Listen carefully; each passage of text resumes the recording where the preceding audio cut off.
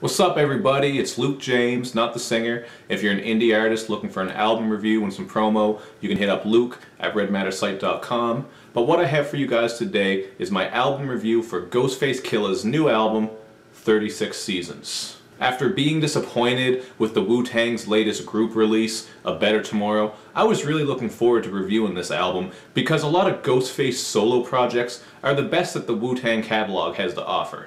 Not only that, but when I first heard that this was going to be a concept album like 12 Reasons to Die, I got even more excited to check this out because that album was really great and it had a creative twist to it as well. That said, this album, 36 Seasons, tells a story from beginning to end.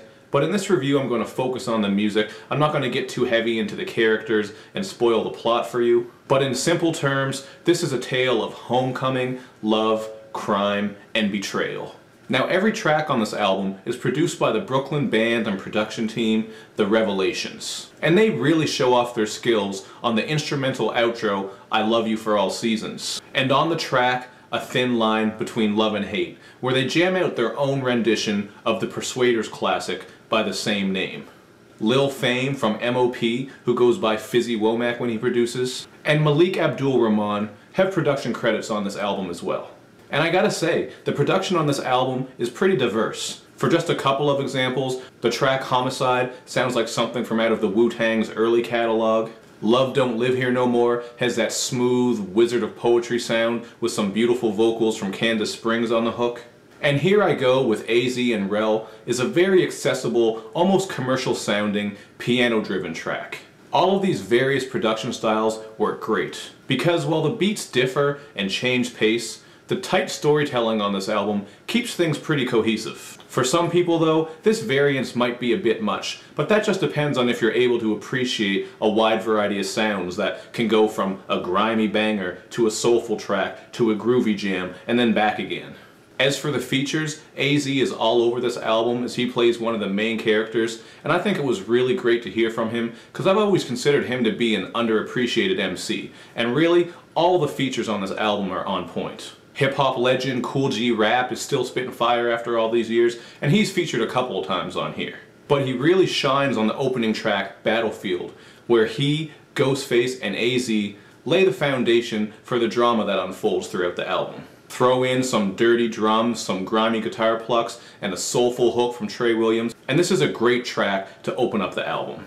Other features include Candace Springs on her soulful solo, Bamboo's Lament, Pharoah Monch dismantling the blaxploitation production on Emergency Procedure with his impeccable flow and barrage of syllables, and Sean Wiggs and Nems, who fill in a couple of verses throughout this album as well.